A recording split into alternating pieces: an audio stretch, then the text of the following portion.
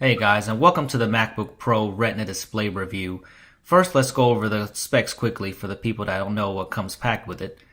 This comes with a 2.3 GHz quad-core Intel i7 Ivy Bridge processor, which is the latest from Intel. It comes with 8 gigs of RAM standard, 256 GB solid-state drive, an Intel 4000 HD integrated graphics with the NVIDIA 650M backing it for dedicated graphics. This comes with a new redesigned MagSafe 2 port on the left side, 2 Thunderbolt ports, and a USB 3 port and a headphone jack on the left side.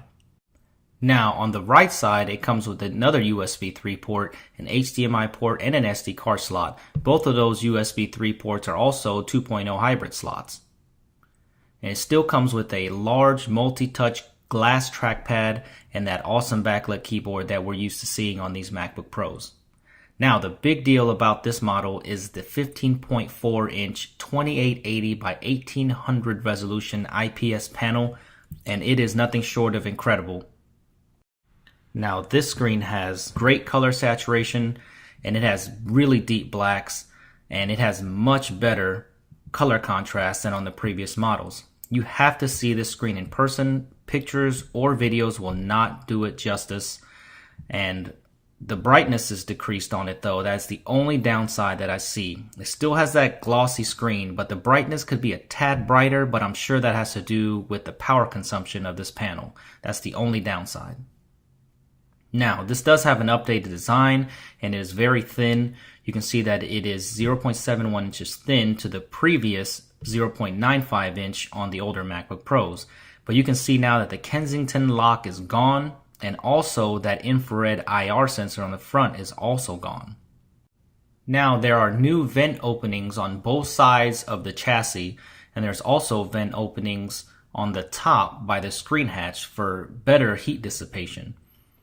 But if you look, that the whole backside, even when it comes off, the memory is non-user replaceable. It is soldered onto the motherboard, but the SSD might be replaceable down the road if they make a kit like OWC does now for the MacBook Airs. So let's see if that happens or not. I hope it's user replaceable in the future. You can see that the super drive now is gone, so no optical drive at all, but you can always get the external one if you need to use CDs, but I never do, so I don't see a need for it. Now this still comes with Mac OS 10.7, which is the same Mac OS that we've had, and you can see it's a little bit more iPad-like. Mountain Lion was just released, and I don't have that on here quite yet. But let's just check out how fast the solid state drive is that comes with this. Now, if you look at this, the write speed is over 400, which is pretty fast. And we have a read speed of almost 450, so that is very quick. So the SSD is definitely worth it. Now, let's run a few benchmarks. And here is Nova Bench.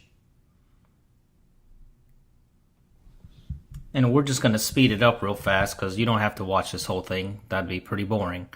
So the Nova Bench score is 10,082. Alright, so let's go ahead and run Geekbench and see what we get for that.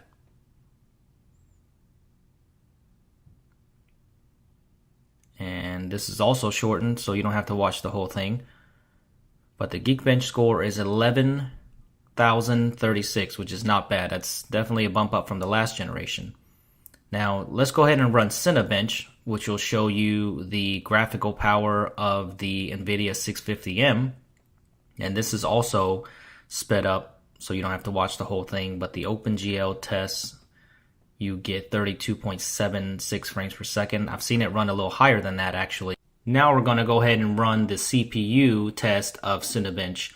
And this is release 11.5, and people have been getting higher scores than I have, and it's been kind of inconsistent. But the first time I ran it here, I ended up getting a 5.39, which is more like the last generation processors. Then I ran it a second time and ended up getting a 6.14, which is closer to what everybody else has been getting. Now on a daily basis, the scrolling is fine. There's a little bit of an issue not being 30 frames per second like the older ones, but you can see here it's not a deal breaker or anything, and I can show you later as well. of what's going on with the scrolling, but for normal day-to-day use, it's really not a big deal. And you can see here the specs, and it is running 10.7.4. Now, looking at photos on this is fantastic. I can see a professional photographer loving this. This is just on iPhoto, and you can see that that's the full frame picture. And even when I zoom in, it is so detailed and so crisp. You can really see all of the resolution and all of the pixels. So I can see photographers loving it. Now, for all the gamers out there, this GPU is pretty capable. And this is Diablo 3, and it's a pretty graphic intensive game. There's more graphics. There's games that are more graphics intensive, but this one is running at 1680 by 1050 on resolution, and you can see it's pretty smooth so far. No frame drops. There's a few here and there, but it all depends. And there is Retina display support at 2880 by 1800, but if you run it, you run about 19 to 20 frames per second with nothing on the screen. But as soon as you hit a battle scene, it's going to be pretty choppy. And it's not that it's unplayable, it's just you wouldn't really want to play it like that. So, but you can see here on a normal resolution, this looks great, and it's pretty fluid. I've had no problems with it at all. Even running some of the other games, you can really do pretty well on it. And especially if you boot camp into Windows, you can get probably even better performance. So this is a pretty good gaming machine as a whole. So you can see right here that Diablo 3 plays just fine. So if you're worried about the graphics chip, I really wouldn't worry about it. Alright, let's just get out of that. But everything else here is what's normal about a Mac besides this redesign and this great screen, but you still get the same macOS experience, great email, great web browsing. And you can see here with the scrolling, it's not perfectly super smooth.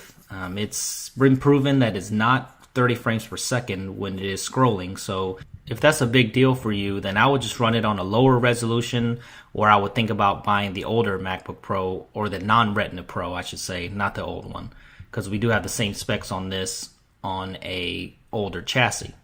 But you can see that it's pretty smooth, pinch to zoom is nice, and the scrolling is decent enough. I don't think it would really bother you.